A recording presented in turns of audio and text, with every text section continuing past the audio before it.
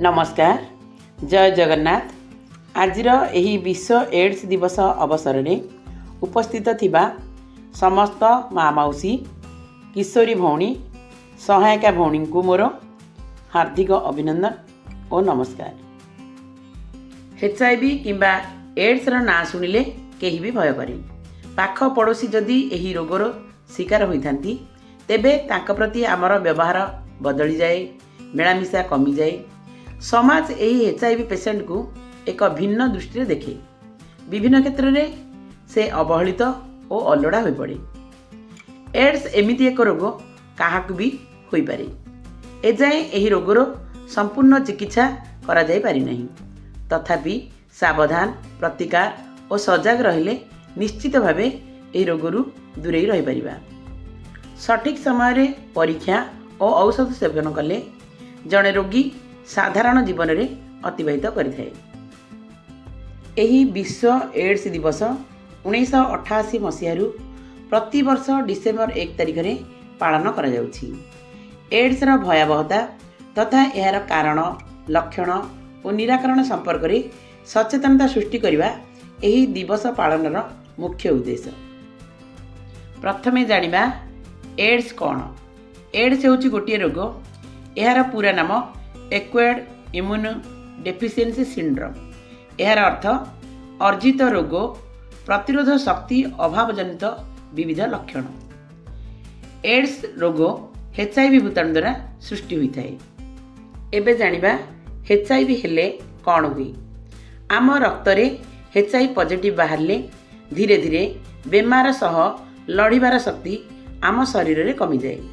जेतेबेले आम शरीर बेमार लड़ीबार शक्ति को संपूर्ण मात्रा रे हराई बसे बा जेतेबेले आम शरीर शक्ति संपूर्ण भावे नष्ट हो जाए सेतेबेले ताकू आमे एड्स कहि थाउ।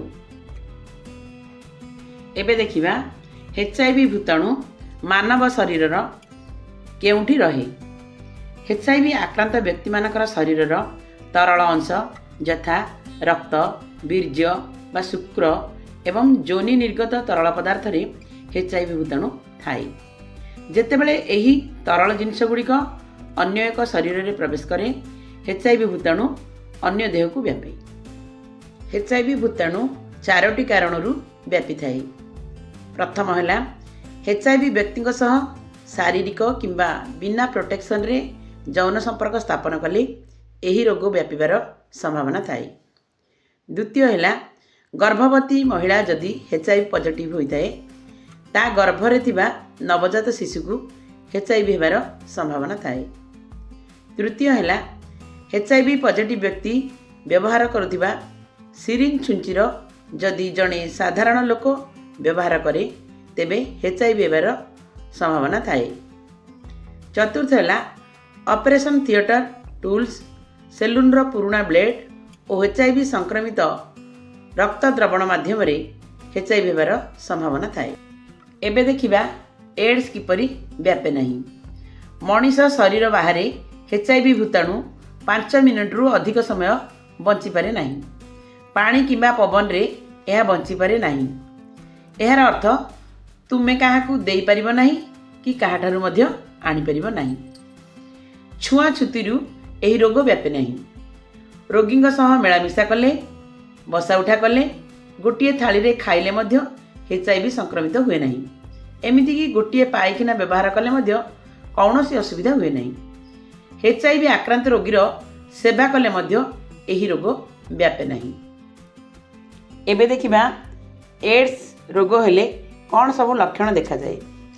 HIV भूताणु जेतेबेले मनीष देह रे प्रवेश करे 3 सप्ताह रु 3 मास भितर नॉर्मल ज्वर, काश, थंडा, पेटकटा, आंठुगंठी बिंधा ए सब लक्षण देखा दी थाए।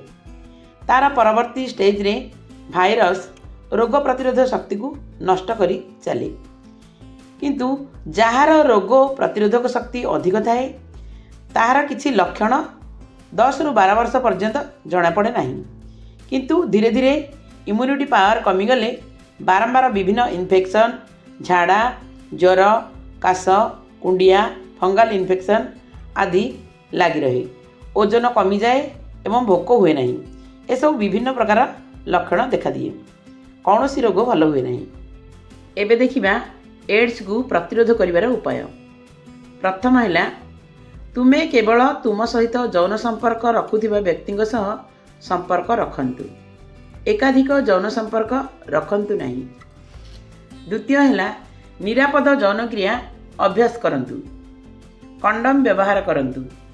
ତୃତୀୟ ହେଲା, ବାରମ୍ବାର ବ୍ୟବହୃତ ହେଉଥିବା ଓ ବିଶୋଧିତ ନ ହୋଇ କୌଣସି ଛୁଞ୍ଚି କିମ୍ବା ଅନ୍ୟ କୌଣସି ଯନ୍ତ୍ରପାତିରେ ନିଜ ଚର୍ମକୁ କାଟନ୍ତୁ ନାହିଁ କିମ୍ବା ଫୋଡ଼ନ୍ତୁ ନାହିଁ। ଚତୁର୍ଥ ହେଲା, ନିହାତି ଆବଶ୍ୟକ ନ ପଡ଼ିଲେ ରକ୍ତ ଦ୍ରବଣ କରନ୍ତୁ ନାହିଁ। ପଞ୍ଚମ ହେଲା, ଦାଢ଼ି କାଟିବା ପାଇଁ ଅନ୍ୟର ରେଜର କିମ୍ବା ଦାନ୍ତ ଘଷିବା ପାଇଁ ଅନ୍ୟର ଟୁଥବ୍ରଶ ବ୍ୟବହାର କରନ୍ତୁ ନାହିଁ। ଷଷ୍ଠ ହେଲା, ସମ୍ପୂର୍ଣ୍ଣ ସୁରକ୍ଷିତ ନ ହୋଇ ଅନ୍ୟର ରକ୍ତ ବା କ୍ଷତକୁ ଛୁଅନ୍ତୁ ନାହିଁ। ଏବେ ଦେଖିବା ଆମେ HIV ପରୀକ୍ଷା କେଉଁଠି କରିପାରିବା। ପ୍ରତ୍ୟେକ ଗର୍ଭବତୀ ମା ମାନେ ଏବଂ ସାଧାରଣ ଲୋକମାନେ ନିକଟସ୍ଥ ସ୍ୱାସ୍ଥ୍ୟ କେନ୍ଦ୍ରରେ ଯାଇ HIV ପରୀକ୍ଷା କରାଇପାରିବେ।